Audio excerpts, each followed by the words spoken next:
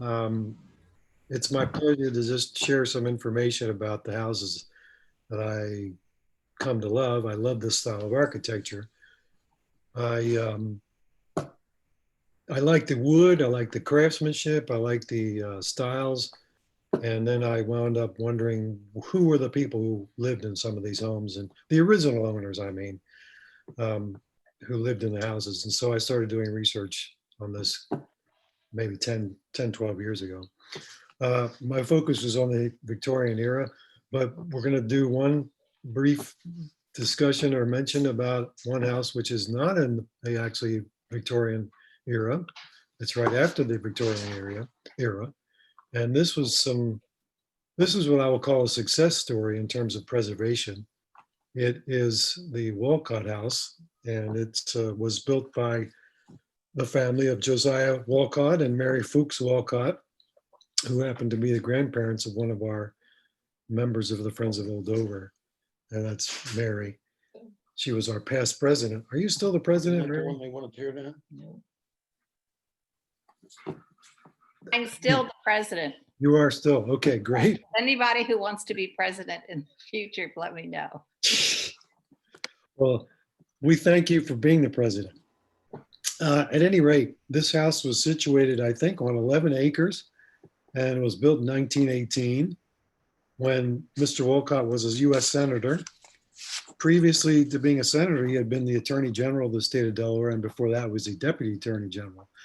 While he was a senator, he had the house, I guess it was begun to be constructed, and he was a senator and was not really from what I got from Mary, he was not a political animal, so to speak. He really just was more a person who loved the law, loved practicing the law.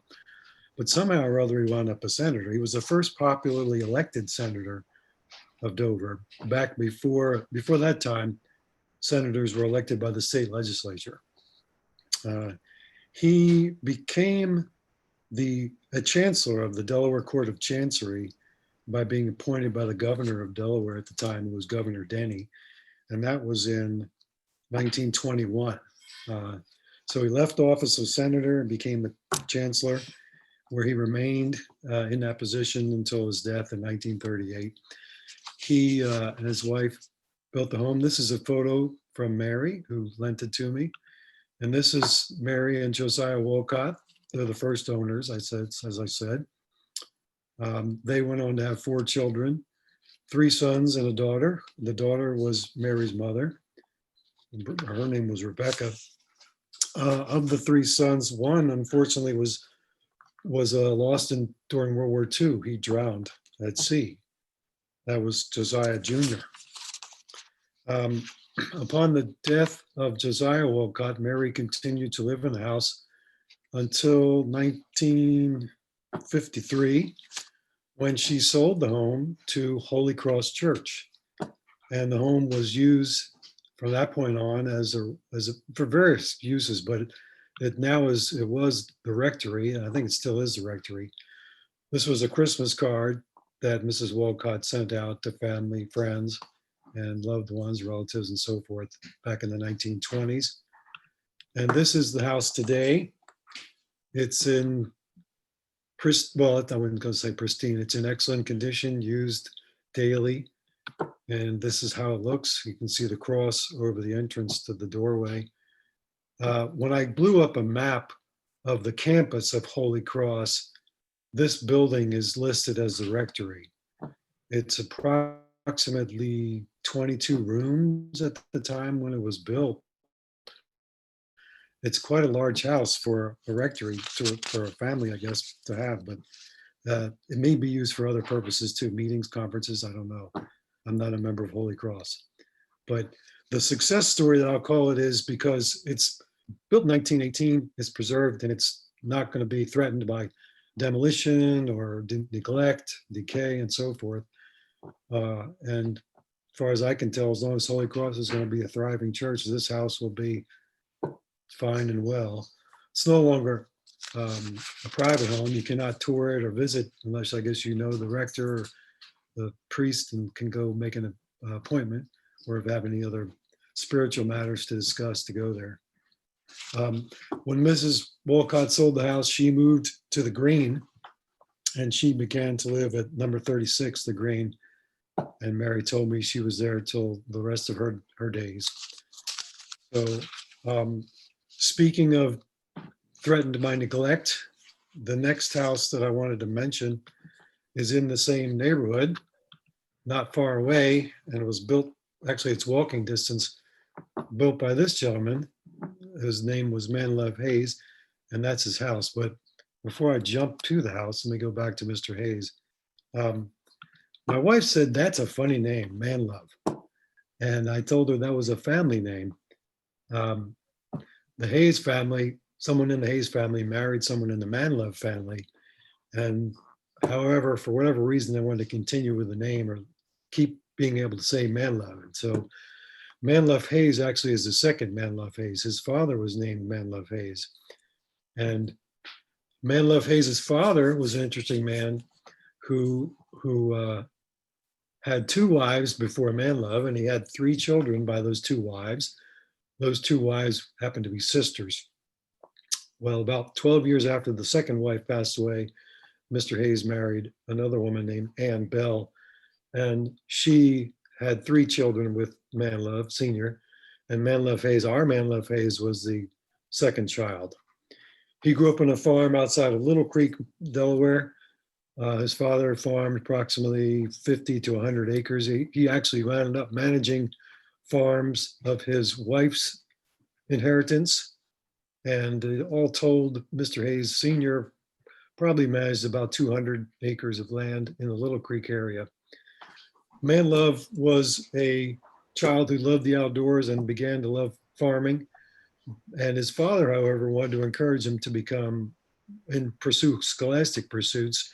One of my older half brothers was oriented towards the law and became a lawyer, an attorney. And Manlove was sent to live with his brother up in Lancaster, PA for a while, but didn't really take to law. His brother tried to encourage him, but he didn't really take to it. Manlove went to the Newark Academy, which became the University of Delaware, and he wound up getting interested in engineering. And he did study engineering for a little while in Philadelphia.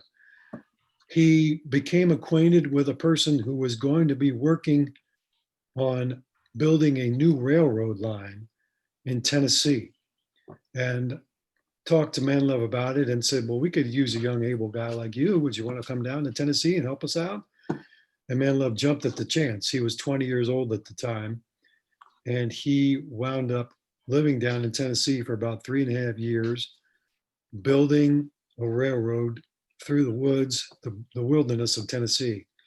At that time, it was just sparsely populated. There were just few cities, and it was the frontier in a way. We're talking about the 1830s. It was Cherokee country. There were settlers, but it turned out to be the adventure of Manlove's life.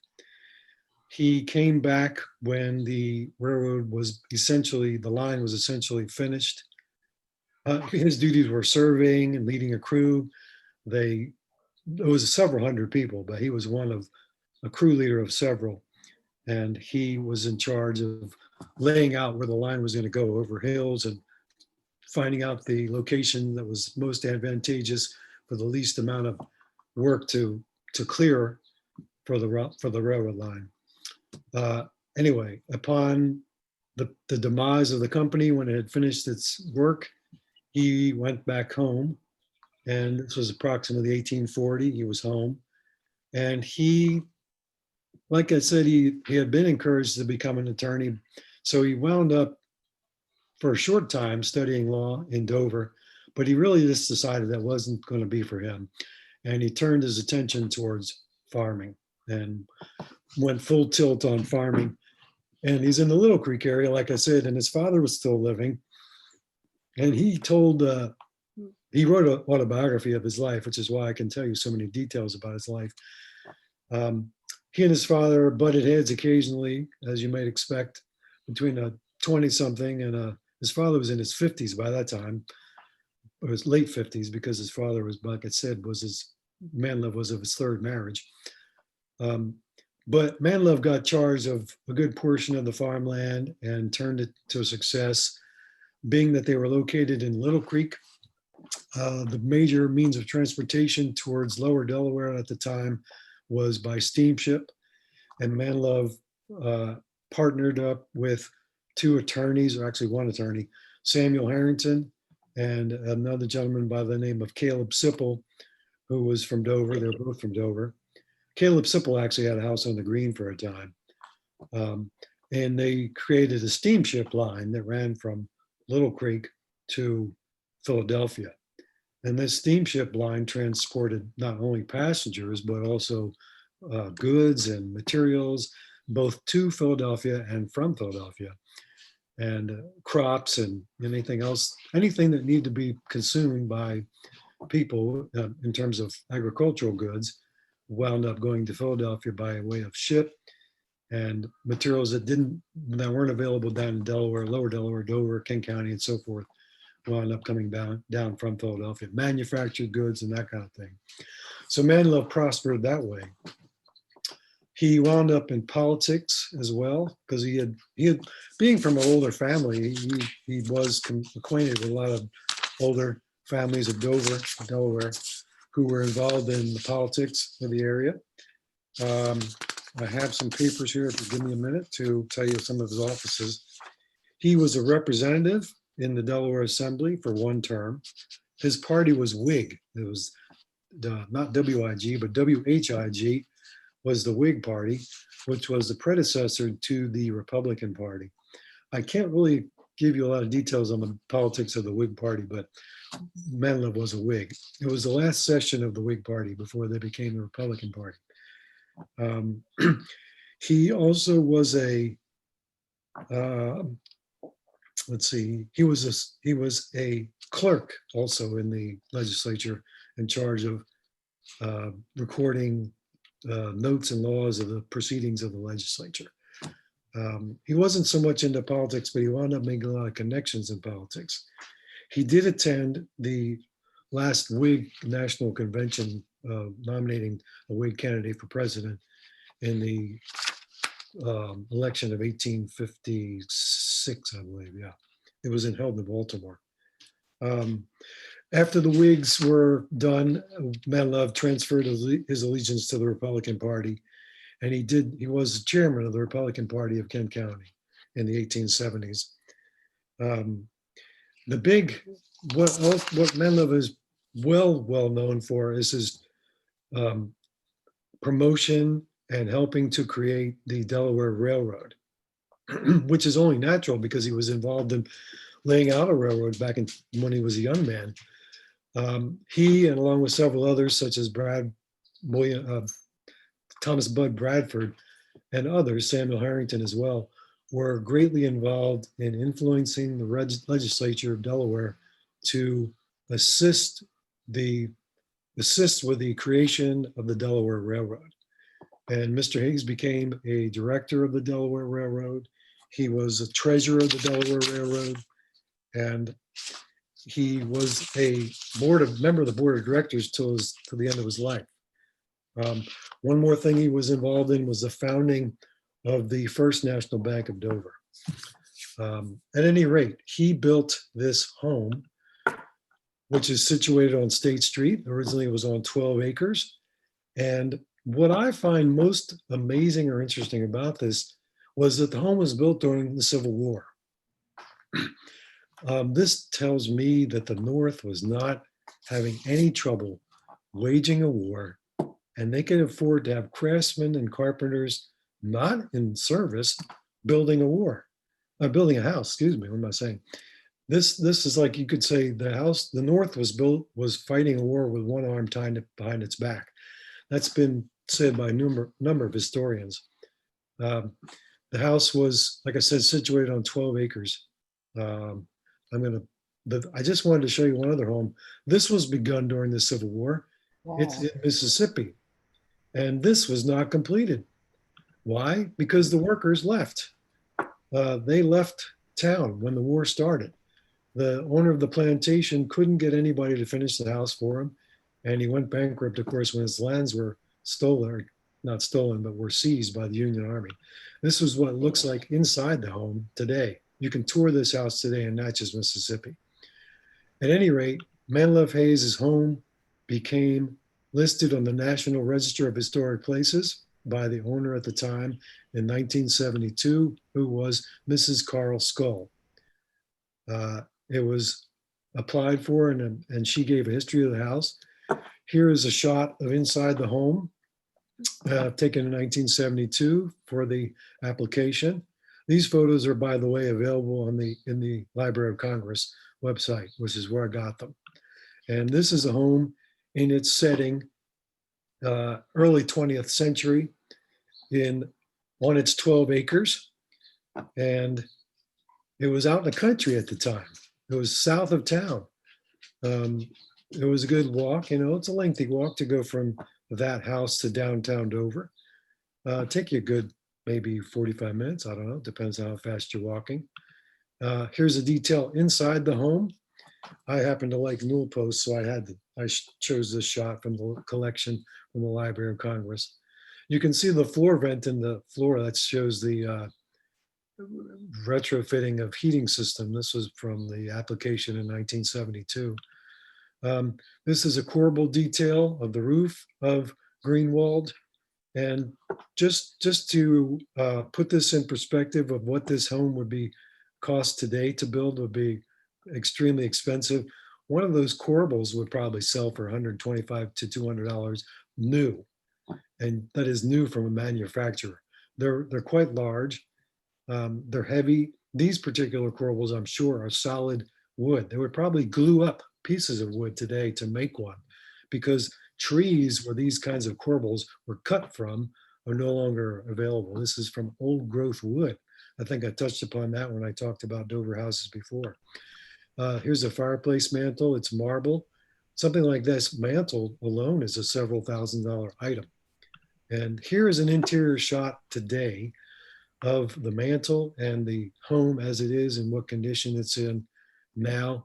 As I was told by several members of the Friends of Old Dover, it was slated to be applied to be demolished, the house, which I think would be a crime. But here's a south view. Unmute the speakers here. She's on now. Is this okay? Everything all right?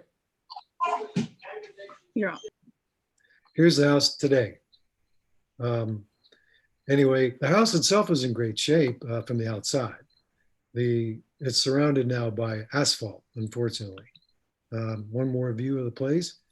I think I have some other older views. Yeah. Let's see if you permit me. No, I don't have another older view of the house. This is my favorite view of the house. In its sylvan setting. Sylvan is a peaceful, serene area surrounded by greenery. And that's how this house was at the time. There was a carriage house, which I don't think is there anymore. Let me skip ahead. And this is Mr. Manlove Hayes in his later years. He wrote a book, as I was mentioning, called Reminiscences by Manlove Hayes. And I want to just share one reading with you about his time in Tennessee. Hopefully it won't take too long. This was, like I said, the time of his life. This book is also available in the archives of the state of Delaware. It's called Reminiscences by Manlove Hayes. I happen to own a copy. I bought a copy, was lucky to buy one from a bookstore in Baltimore. At any rate, I'll just read you one of the interesting experiences he had in Tennessee. He starts out by saying, "Our first winter in camp was rough. At first, we slept on our blankets on straw or corn fodder as we could get it from the farmers. The weather was wet and cold, and I frequently found the moisture from breathing on my blanket frozen in the morning." When Manlove began to work in Tennessee, it was winter. He traveled down there in December of 1837, or 1836, excuse me. He began work in January of 1837. He was 20 years old, like I said. He, after drafting our day's work by the light of pine knots that's wood, or candle dips, we spent our time playing whist, or sometimes in visiting the settlers, most of whom were poor and ignorant. There were very few slaves in East Tennessee. Cotton was not raised here, and slavery as an institution was confined to the middle and western parts of the state. We found many small clearings and log houses where the people made but a scanty living. Part of our route ran through what was then the Cherokee Nation. The public mind was much agitated on the subject of the purchase of this territory by the government and the removal of the Cherokee tribe to the Indian reservation on the Arkansas River. This was a pet project of President Andrew Jackson, and the negotiations between the government and John Ross, chief of the Cherokees, were about completed. Whilst he wants to tell you next about how he and some friends went to visit the Cherokees.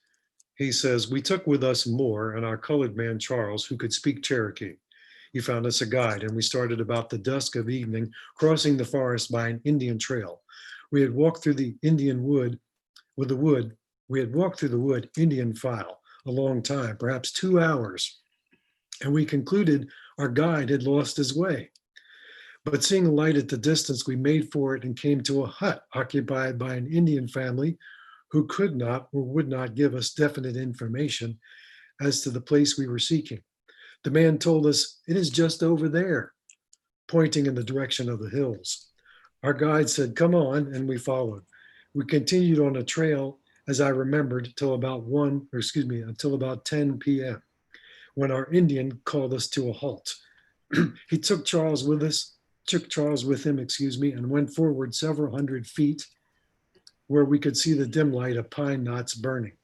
In a short time, they returned and told us the Indians were suspicious of strangers, but he had told them we were their friends. Well, they may have been the friends, but the rest were not so much. We went forward to the huts, as I remember, 3 together, but all empty, and the place perfectly quiet. We stood on the ground floor, literally, of the largest for a few minutes, not knowing whether to go or stay, when suddenly there was an entire change, a low rustling sound, and in an instant the house was filled up with red men and squaws. The tom-tom or dum-dum struck up, and the dance commenced. I was standing against the wall when an Indian girl caught me by the arm and pulled me into the dancing circle. And we went round and round, keeping time to the thumping tom-tom till it became monotonous. We were treated very hospitably and reciprocated their attention by spending what coin we had with us, returning to camp at a very early hour in the morning. This adventure was not repeated, but we had an opportunity of witnessing a ball play, the national game of the Cherokees and Creeks. The parties contesting, about 12 on each side, were thoroughly drilled before the time appointed for the contest. At any rate, that's just a brief vignette of his time in Tennessee. The greater part of his reminiscences actually is of his early life up until approximately age 40. And he sort of skims over his life from, say, 50. He lived to be 93. And it just strikes you that a person's early life and the impressions he makes and the friends he makes and the things he does are almost very, very important and what stands out most in their memory. And this was anyway true with regard to Menlove Hayes.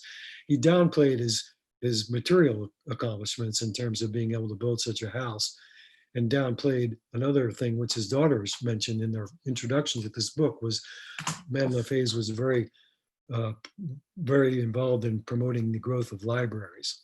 He was also one of the founders of Dover Library. He was survived by his wife and 3 daughters upon his death in 1910. I'll go into the next house. This is a well-known house on State Street, and it's directly across from Wesley College. It's built approximately the 1870s by a gentleman named John Klingler. John was born in Pennsylvania. John's father was from Germany. Klingler is a German name. It's been, I guess, spelled in anglicized in its spelling.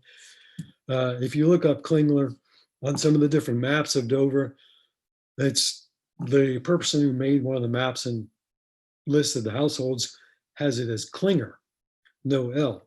Other listings have Klingler, and it is Klingler in the census records. But John was a carpenter and later became a contractor when he was no longer physically young and able to do carpentry work. I went to great lengths to try to find all these people's houses and so forth. I go to great lengths to try to find pictures of the original owners. I was not successful in finding a photo of Mr. Klingler. And that involves going through census records, and then you go, the census now, what we can actually get to is up to 1940. But you get to Klingler and his son goes to Philadelphia, and then you have trouble because it's a maze to try to continue to find an original photo of the owner of the house. Sometimes you get lucky. I didn't get lucky with Mr. Klingler. But what's notable about Mr. Klingler, see, there you go. I want to say Klingler. Mr. Klingler was involved in an altercation on the Green in 1862 when he was in his 30s. He was a member of the Union Army. Actually, he joined Company D, Delaware 1st Infantry, excuse me. He was assigned to guard the DuPont Powder Works, with his fellow soldiers.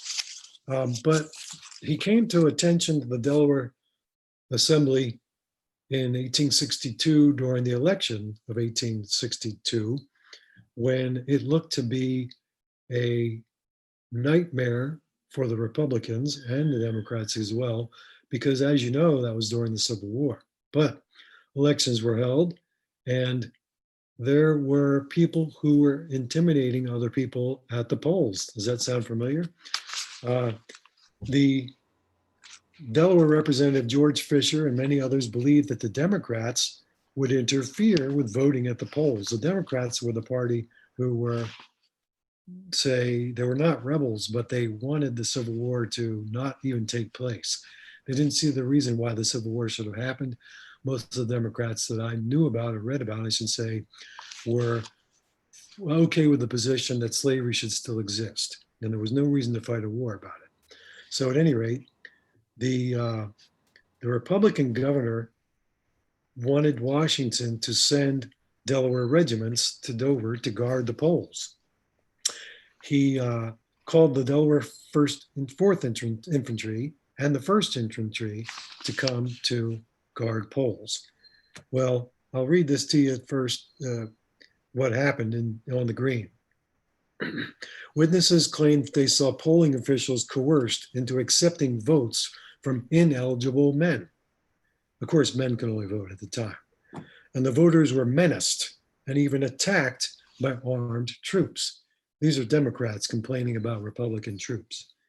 One attack was supposedly committed by John Klingler, as men of the Delaware 4th Infantry, including an acquaintance of his, Mr. Clifton, testified.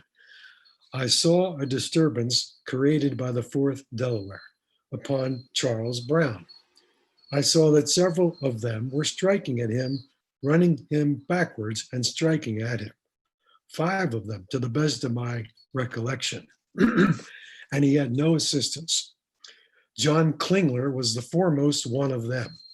He is a sergeant in the 4th Delaware. He changed to the 4th Delaware by this time. I was well acquainted with him, and I had an idea that if I could get to speak to him, he would instantly stop. I said to him, for God's sake, do not strike an old gray-headed man like that. He replied, damn you, I will strike you as quick as I will him. And he accordingly did so. I received several blows from him. Others behind him, whose names I heard but do not now remember, were also striking at me. Mr. Brown, seeing that they had the advantage of me, assisted me in getting rid of them. At any rate, it was quite a fracas on the Green. When asked why he and Brown were attacked, Clifton stated he did not know. But anyway, after this election, the reason why this was all taken down was there was a investigation by the Delaware legislature. And that material is involved, or actually that material is available at the state archives as well. It's a report of the Committee of the General Assembly on military interference in the election. And the report was created in February 23rd, 1863. That's when it was dated anyway. I just highlighted the section in the book which tells about that disturbance. But the point of this, back to this story, is that the house is Mr. Klingler's house, and that's what he was involved in at one point. He lived on in that house till his death. Like I said, his son left the home and moved to Philadelphia to study pharmacy. And I could not, for the life of me, find photos of the family, but I hope you'll forgive me for that. I did find photos of another family who we're going to talk about next. That's the notice of this house I want to talk about next. This tells you that there are improvements coming in Dover in 1870, and one of them is going to be by a gentleman named Edward Eccles, who's building a 2-story frame house. And that is Mr. Eccles' house, which is a brick house. When I read that notice from 1870, I was confused. I said to myself, why are they talking about a frame house when Mr. Eccles built a brick house? This is a map from 1887 showing the households of Dover at the time. The Wilmington Conference Academy you see there is now Wesley College. And this street running up here is, I don't know if you can see me pointing, you can't see me pointing, but that main street is State Street. This is the house that was in the corner of 1887 corner, the Eccles residence. At any rate, the reason why Mr. Eccles' residence is brick was because Mr. Eccles had a wood frame house before he had the brick house. And this house is shown on the 1877 map, which at the time I discovered the 1887 map was not in the Dover archives, Delaware archives. The 1877 map is now in the Delaware State Archives, and I was the one who found it, and I bought it actually and donated to the archives. But when I donated it, I was able to find out Mr. Eccles' home was located further south on State Street. And if you see down at the bottom, you see J. Alexander Fulton is listed down on the corner. J. Alexander Fulton was a sort of a close neighbor of the Eccles family, and they were also both members of the Presbyterian Church. At any rate, this is the house of that Edwin Eccles built approximately 1870. Now, why anybody would want to move from that house to the other, I don't know, but he did. He lived in this house, he and the family, from approximately 1870 to 1883. Here's another view of the house and its apartments today. The story I'm going to tell you about now, let me back up briefly. As I mentioned, the Eccles family and the Fulton family were neighbors, walking distance, just a short distance from each other. Mr. Eccles was of a different income level than you might say than the Fulton family was. But Mrs. Eccles and Mrs. Fulton talked and conversed and were friends. And Mrs. Eccles shared some family information with Mrs. Fulton about their children, as you might expect. And the Eccles family was Mr. and Mrs. Eccles, it's Edwin and his wife, Amanda, and their children were Carrie and Jacob. Well, one day in 1873, you may wonder how I know this exactly, but July 25th, 1873, Mrs. Eccles had a little conversation with Mrs. Fulton, and she was upset. And it was about telling Mrs. Fulton a little bit about her son, Jacob. If this is a page from J. Alexander Fulton's diary, and he writes about the conversation. Just tell you briefly, I'll read a little bit of it. I can read it right now. Dr. Jacob Vandergrift Eccles is the only son of Edward, he got that wrong, it's actually Edwin O, and Amanda Laura Eccles. He is probably 22 or 3 years of age. What happened was Mr. Eccles, the doctor, Dr. Jacob Vandergrift Eccles,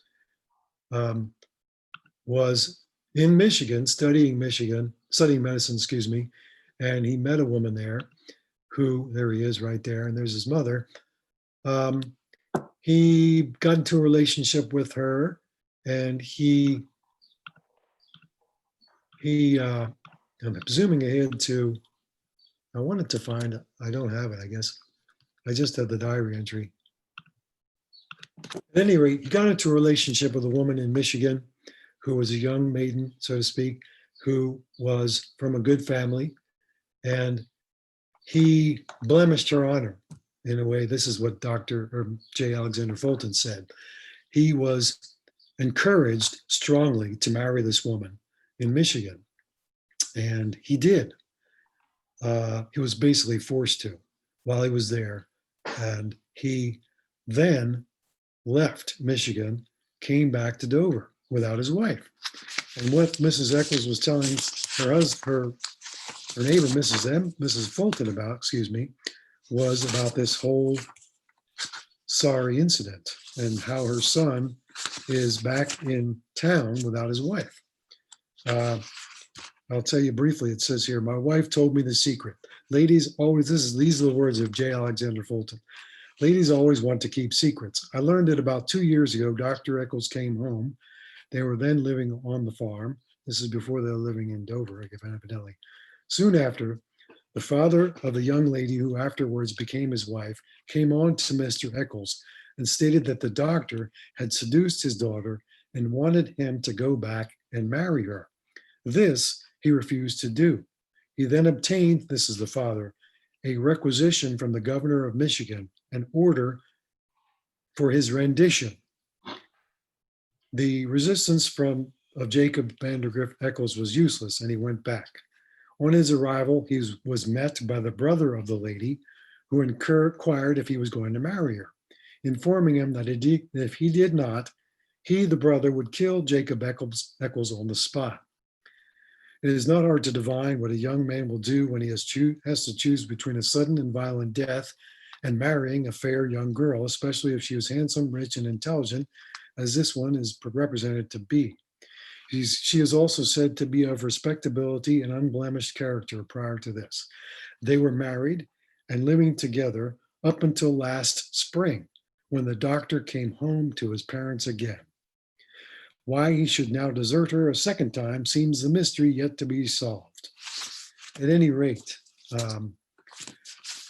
Dr. Eccles, who didn't come home to Dover with his wife, wound up living in, of all places, Australia. What he did was, well, what I found out about him was he moved to Australia, became a physician at a prison. I read this in another notice from the Delawarean newspaper, which is on microfilm at the State Archives. And upon his arrival in the prison, actually Australia, he was by himself. He came alone. The reason I know he came alone was because I was able to contact Dr. Eccles' descendants who live in Australia. And the way that was done was I contacted the Genealogical Society in Melbourne. And I said, I'm trying to research a gentleman by the name of Jacob Vandergrift Eccles. And would you be able to locate any descendants?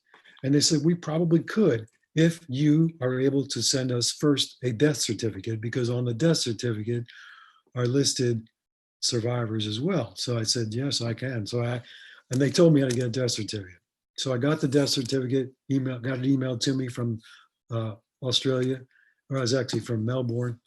I forget what office it was right now. I then sent the death certificate to the Genealogical Society. They did the research. I had to pay them, I think it was $20 Australian dollars for X number of minutes of research time. And they were able to get me in touch with a gentleman by the name of Ian Giblin, who was a barrister. And they gave me the name of his law firm, the Genealogical Society. So I contacted the law firm. I emailed Mr. Giblin. I said, I'm trying to find any photos of Jacob Eccles and Amanda Eccles, his mother, and Edwin Eccles, his father. And would you be able to help me? Well, Mr. Giblin said, I'd be delighted to. I've got a photo of Jacob Eccles, and he's my great grandfather, by the way, and also of Amanda Eccles, who's my great great grandmother. However, I don't have any photos of my great great grandfather, Eccles. So, at any rate, that's how I was able to come upon these photos of Amanda Lohr and Jacob Vandergrift Eccles. Now, the postscript to this story is Jacob, like I said, lived in Australia. And I asked Mr. Giblin, did he come alone or with a wife? And he said, no, he came alone. So Mr. Eccles, the doctor, evidently left a wife in Michigan, where he had studied medicine originally. And we don't know, I do not know today what happened to that wife, or if she ever had any children by Mr. Eccles. There wasn't any children mentioned. There weren't any children mentioned by Mr. Fulton, the neighbor. Jacob's sister, Caroline Eccles, and Amanda Eccles continued to live in this house, which was Mr. Eccles' second home. At the time he had this house built, he was 61 years old. Most people at age 61 are thinking about downsizing. Well, Mr. Eccles thought about upsizing, and he had this house built. Now, as you may see, the porches in this house are closed in. Originally, they were open porches, and that's what they looked like when Mr. Eccles had the house. Quite amazing house. So the man had a great desire to live like a king, so to speak. Mr. Eccles Sr., I mean. Anyway, Mrs. Eccles and her daughter Caroline lived in the house till she sold the home to Senator Joseph Frank Ali. This is the house today, of course. This house is known as the Ali House, but I think of it as the Eccles House. Other people call it the castle. I read recently, or actually on the website from the Harrington Realty, that it's apartments, 11 apartments, and 55 rooms. I've been in this home, and it's quite ornate, moldings and woodwork and so forth, high ceilings on the first floor. I was only on the first floor. A friend of mine had an apartment there. He had a 2-bedroom apartment and occupied the lower left side of this photo. At any rate, Mrs. Eccles, the widow, and her daughter wound up moving to Herndon, Virginia, and lived there for a few years. And upon Mrs. Eccles' death, this is where actually Edwin and his wife Amanda are buried, in the Presbyterian Cemetery. Amanda and her daughter Caroline moved to Herndon, Virginia, which is outside of Washington, D.C., about 20 miles outside of D.C. And upon Amanda's death, Caroline moved to Florida. Go figure. But she became very close friends with a minister and his wife in Florida. I don't know if she moved to Florida with them or moved to Florida on her own, or knew about them and moved down to Florida to be with friends. But she was like a third member of the household of the minister and his wife. And Caroline Eccles passed away at age 74 in Pomona, Florida, where she had lived for approximately 20 years. She passed away in 1932. And this is her tombstone. Thanks to Thank a Grave, which is a website, or actually Find a Grave, excuse me. But Caroline lived in Pomona Park for, like I said, the last 20 years of her life, and lived with a minister and his wife. So the Eccles descendants are living in Australia today, and they're no longer named Eccles. They're named Giblin, Giblin. I recently contacted the Giblin family again, just one more time, to see if I could get any more information, such as any papers, documents, and so forth, other than photos. And I was told by Mr. Giblin's son that Ian Giblin had passed away. So the funny thing about it was the son said, here's what I have. And he sent me back a picture of the grand home. And he said, Father said this was the Eccles home in Delaware. And I said, oh yeah, that's the one I sent your father. And so he was trying to be helpful to me. And he said he didn't realize his father had sent that photo to me. But I said, thank you. At least I'm just glad enough to get the 2 photos. So that was a small success in that regard. As far as I know, this house is not threatened by demolition at all. Thank goodness. Well, that's just about the end of the hour. If anybody has any questions, I did want to talk. I could talk briefly about the Fulton family. That's their house, approximately late 1800s. But here's where they all lived. If you want to know, this is where Mr. Fulton and his family lived. Obviously, that's Rose Cottage down there. Eccles number 1 is where Mr. Eccles' first house was. And Eccles number 2 is where that grand brick house is. Prior to living in Dover, Mr. Eccles lived outside of Dover. He lived in what is called Cantwell's Bridge, which is now Odessa, named Odessa. He grew up on a farm in Odessa, Mr. Eccles, but he became very wealthy. I don't know how. I don't know the source of his wealth. Anybody have any questions, or have I filled your time up already enough? No? Pretty well done. That's Rose Cottage in its glory. It was restored, I read, in 1999.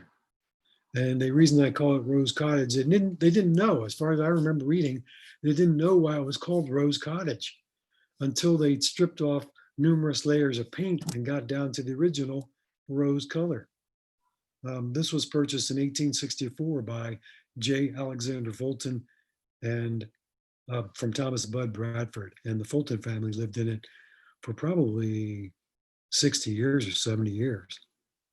It's from 1864 to probably till the end, till it was sold to Diamond State Telephone, or was it sold to, I forget, the Friends of Old Dover was allowed to buy it for $1, but Diamond State Telephone owns the land. And now I guess it's called Verizon. This is the Fulton family. Maybe I never showed you that before. That's in their younger days. And here is, that's J. Alexander and Mary Fulton. And that's Mary Fulton on the right, of course, about the time she probably got the gossip from Mrs. Eccles. And that's J. Alexander. The reason why I said that I knew the exact date that story came to Mrs. Fulton was there was a diary entry, which was dated by J. Alexander Fulton. So that's all I have today. I could go another talk on the Fulton family, which is enough material as well. And I didn't get to talk about another house of a US Senator, which is nearby. So there's more to come, I suppose, if people want to hear about it. Yeah, part 3, right? Part 3, yeah, there's dozens of houses on State Street. They all have stories. So I guess that'll do it. Any other questions, anybody, or? Did I talk too quickly? No. Okay. Hope everybody could follow what I was. Sometimes the stories are between one person and another and reading. Well, anyway, I hope you all enjoyed it. I did. It's fascinating to hear the background and learn about the families. That's what I find most interesting. Yeah. There's a lot to the Fulton family. J. Alexander Fulton and his wife moved from Pennsylvania. If you want to talk, I'm talking about stories now, from Pennsylvania to Dover. And they brought 5, let's see, they had 8 children total. 1 died previously to their move to Dover, and 1 was born after they moved to Dover. So they came to Dover with 6 children. And J. Alexander Fulton wrote diary entry just about every day. And I've been borrowing the diaries, and I could go on stories about Dover through him in another talk. He interrelated with many political figures, and there's a lot of stories from that. So for the future, but at any rate, we'll leave the picture on this, I guess, or actually this one. So does anybody know the status of Greenwald now? Is it on hold, the demolition plan, or what do we know? Anybody? Well, the hospital withdrew their application to the planning commission, indicating that they wanted to explore other alternatives with the interested parties, which I think includes Friends of Old Dover. Well, But we were able to raise almost 450 signatures okay. objecting to the demolition. Bet So, you could get even more too. yeah, I'm sure there are. I bet you could get over 1,000 or more. Who knows? I mean, Probably, any- given enough anybody, time. if it went nationwide. Now, I mean, I don't know if anybody else around here is a member of, I get the book called, the magazine, excuse me, called Preservation, because I'm a member of the National Trust for Historic Preservation. It only costs like $20 a year to join. And you get a magazine every quarter, and it talks about preservation stories around the country.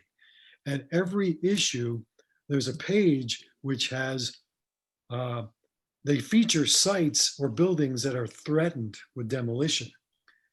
You know, this could be one of those features. I mean, if somebody wanted to send it, I could even send it to the National Trust. But when something like that goes national, then it gets more attention. And, you know, more people could even sign the petition who don't even live on Delmarva or even have even seen this house itself, who could let the hospital know that, you know, it'd be a great loss, obviously. And this would be a great loss to lose this home. I mean, how many homes were built in 1863 that are still standing, let alone that are in, you know, historically owned by a great, you know, well-known person? I would think the hospital could use it for something. Well, they did a lot of work on the building immediately after they purchased it.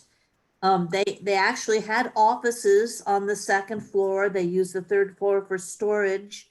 And then they abandoned it for some reason. Yeah, I don't know why. I can remember when I lived in Dover. I don't live in Dover now, obviously, but I lived there. Um, and I remember when I lived there, they used to have a picnic every year for employees in the hospital, and it would be on the grounds in front of this house. And that asphalt driveway that's directly in front of the house was not there. It was either a gravel driveway or it was dirt or what, or it may have been grass. But on the big lawn in front of the house, they used to have a party. You know, I mean, like cookout and food and, you know, everything else. Not that's the only use of the house, but they could use it for admin offices or something. I don't know. No. They could, at the very least, they could open it to the public and tour it. I don't know. They could let the Friends of Old Dover have the first floor for a museum. Museum, yeah, the entire structure. Or you could have a structure dedicated to that and also learn about Man Love Hayes. Oh, yeah. You know, I mean, there's no shortage of material on Man Love Hayes. I think I read you guys Yes. a couple paragraphs, but he's got a whole volume of his life, and you could talk about that. So, And you know, most of his descendants are buried in Christ Church yes, Cemetery. yeah. So, Man Love Hayes had 3 daughters. So the Hayes name didn't continue through him in Dover, but I'm sure their descendants still today in the area. Oh, yeah. But it would be a crime, I would say, to tear that down. Just my opinion. So, but we can look at it. We can look at it like this: what it was once. This is back about when Man Love Hayes lived there. So, you know, at any rate, I guess that's about does it. Correct. I'm looking over at the screen. I see Jack Gardner has a comment he wants to make. No, I just wanted to draw your attention to the chat question I put in. I'm actually teaching a course for OLI, lifelong learning, on Indian removal. And I would like very much to see the material that you that you have on Manlove Hayes and his experience with the Cherokees. I Okay, actually posted that and put my email address, if you could okay. send it to me or give me references. I will do that. By the way, we live just 2 blocks or 3 houses away from the second house you showed, with the Union soldier that, Klingler, Klingler. Klingler House. The Klingler residence, Klinger, 129 North State Street. Sure. Well, if I get the chat, well, I'll tell you what, my email address is will.parkhurst@verizon.net. You can email me, or actually you can tell me. Give me your email address right now, if you don't mind, Jack. Go ahead. I couldn't quite understand what you were I said- saying. If you give me your email address, Yeah, I put, the email address should be on the chat poster. okay, all right. I'll send you the book that I referenced to, actually, this book right here is on the shelves of the Delaware Archives. I'll give you the name and everything else. It's very easy to find. And you That's- can read it at your leisure. The entire book is a very interesting book. But like I said, I found the most interesting part was his time in Tennessee, because basically Tennessee at that time in the 1830s was almost a wilderness. That's the towns we know about now, Chattanooga, Knoxville, Nashville, were little hamlets, like, 400 or 1,000 people, 2,000 people maybe. And so that's, to me, that was the frontier in the 1830s. So that's why I found that fascinating. And the Cherokee were the tribe in the area, and they were very numerous. And of course, they were pushed west. Now they're in Oklahoma, and they're like the largest tribe in Oklahoma, as far as I know. Now, another thing that's, well, there were several things that I found very interesting, but I should point out, I was delighted with the map you showed that apparently you had discovered and donated. I did the Yeah. original study that put the Victorian district of Dover on the National Register. Oh, great. And I would have loved to have had something at the time that listed every Yeah. every homeowner. Well, maybe which we're all we did not familiar. have. We might be all familiar with the 1869 map. I forget the name of the company. Bird's eye view. No, not the bird's eye view. There's another map from 1869 that does show households of Dover. I And don't think I saw that one. I was how, it's so long ago, Yeah. no, there is one from 1869, and there is that other one from 1887, which shows the households, the names of the households. Mhm. But the one from 1877, I had never seen it before, and it came up one day for sale on eBay. And I bid on it. I probably the only bidder, but I bid on it and bought it. And it came from a person who lived in Easton, Maryland. And I checked with the Library of Congress, and they have one too. But there aren't too many in existence. There's another one in Richmond too. Richmond Library has it. So far as I know, there are only 3 copies of it left. I could be wrong, but the 3 that I know of from the 1877, the one that shows the Eccles family, shows their location. This is the map right here. This is just a small piece of it. Mhm. The actual map is probably 24 by 40. I don't know, 48. It's not real big, but that's how I found out this was Mr. Eccles' house. Now, you could find Mr. Eccles' properties by just going through title searches. You can look up by his last name, but you'll find, which is what I found, you'll find several farms, you'll find property near Dover, because the man owned numerous properties. He sold crops and peaches to the canneries, and he sold, you know, other crops besides peaches. And he owned other real estate properties that were rental properties.